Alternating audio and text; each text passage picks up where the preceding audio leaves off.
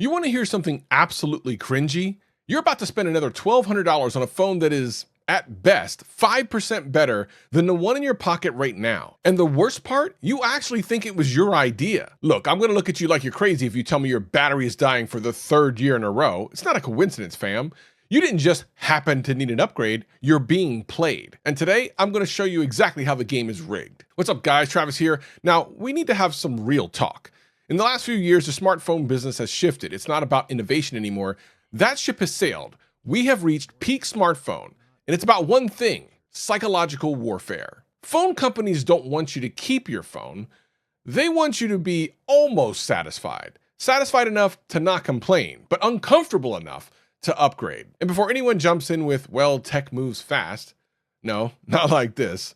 Not like this. If you just watched my video, phone upgrades are a scam, this is the reason behind that feeling. Apple, Samsung, Google, they aren't tech companies anymore. They're high-end digital landlords trying to raise your rent every 12 months. They're using technical throttles, carrier magic math, and straight-up feature gating to make you feel like your current phone is a piece of trash. But hopefully by now you figured out that the PRO usually stands for profit margin. See what I did there? Profit margin? Anyway. Today, we're breaking down the three-headed monster of the smartphone business model: the hardware plateau, the software psych-out, and the free phone lie. Let's get it. First off, let's talk about the hardware. Have you noticed that every keynote is now 40 minutes of talking about the most powerful chip ever, and then showing you a graph with no numbers on it, with just a line going up? When A19 Pro is paired with our best ever thermal design, iPhone 17 Pro is able to deliver up to a whopping 40% better sustained performance than iPhone 16 Pro. Stop doing this. We know the chips are fast enough. They've been fast enough since 2021. Let's rewind that for a second.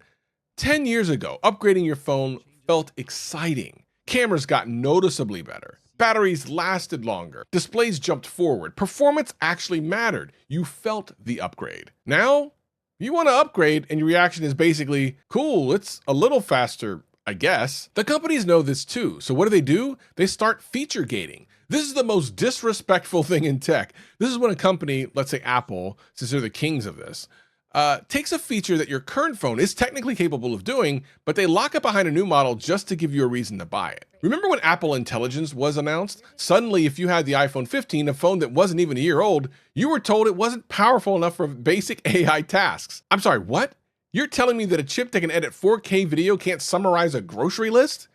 You played yourself if you think that. Hey, drop a comment below. What's the one feature you were told your phone couldn't handle that made you want to throw it against a wall? They created these artificial ceilings. They give you a slightly faster refresh rate or a button, a literal physical button, and they act like they reinvented the wheel. It's not innovation, it's a hostage situation. Okay, maybe you're strong. Maybe you can say, Travis, I don't care about the camera button. Fine. But then the glitches start. And this is where the whole thing gets sneaky. Your phone doesn't usually become unusable because of hardware, it becomes annoying because of software. Your battery starts acting like it's got a little bit of the Alzheimer's. It was at 40% 2 minutes ago, now it's at 12%. Your app starts stuttering. This is what I call the psychological shove. It's not always planned obsolescence in the way of a kill switch, it's much more subtle. It's the new OS update being optimized for new screens, making your current screen looking dim or sluggish. It's the way UI changes just feel enough to make your muscle memory feel old. And I'm old, like legitimately. And don't even get me started on the battery health percentage thing. That little number in your settings is the most brilliant piece of anxiety-inducing software ever written. People are out here losing sleep because their battery health dropped to 89%. It's a phone, not a vital organ. But that number stays in your head until you're at the mall, standing at the corner, handing over your credit card just to see that 100% again. Stop it. You're being manipulated. Now, here's where they really get you, the trade-in. Let's talk about trade-ins. And I want to be very careful because this is one of those things that feel like a deal, but doesn't always hold up once you slow down and actually do the math. Here's a realistic example, not conspiracy, not a worst case, just normal behavior. Let's say you bought a flagship phone around $1,000. That's been the going rate for years now, nothing controversial there. 2 years later, you're offered a $300 trade-in towards the new model. On the surface, that sounds great. I'm only paying $700 for a new phone. But here's what actually happened financially. You paid $1,000, you used the phone for 2 years, you got $300 back. That means the phone cost you $700 over 2 years. To put it another way, you effectively paid $350 a year to rent that phone. Now here's the key comparison. If instead you had kept the phone another year or two, replaced the battery for say $80 to $100, and skipped one upgrade cycle, you suddenly are spending hundreds less and keeping a device that still does the same things, avoiding a repurchase. So the trade-in isn't a scam, but it's a reframing tool. It makes repeat purchasing seem smaller, even though the total spend over time is higher. And that's the part people don't stop to calculate, because trade-ins are brilliant and a little evil. You're not thinking, I'm spending $1,000 again. You're thinking, I'm only paying $300, even though you already spent that $1,000 in the first place. And now you're paying again. Because they frame it as a discount, your brain treats it like a deal.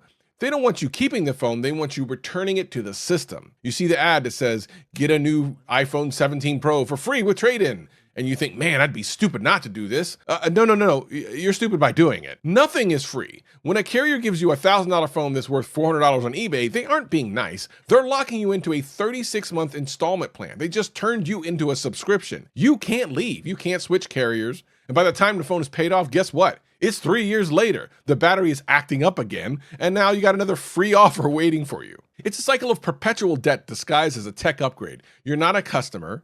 You're a line item on their quarterly earnings report. They don't even want you to own your tech. They want you to rent your life. For some people, trade-ins absolutely make sense, especially if you're upgrading anyway. The issue is that most people never pause to do the math, and that drives me crazy. On paper, right to repair exists. Parts are available. Repair programs are announced. But in reality, repairs are expensive. Parts are paired. Authorized repair is pushed. DIY is technically possible, but painful. If fixing your phone costs half the price of a new one, takes longer than upgrading, risks losing features, then what do most people do? They upgrade. Not because they want to, but because the system gently nudges them there. And again, nothing's illegal, nothing's dramatic, just incentives quietly doing their thing. And here's where I want to be very clear. This isn't phone companies are evil. Phone companies respond to incentives. They're doing what the market rewards: frequent upgrades, reoccurring revenue, ecosystem lock-in. If the incentive was make your phones last 6 years and people will reward you, they would. And here's the point.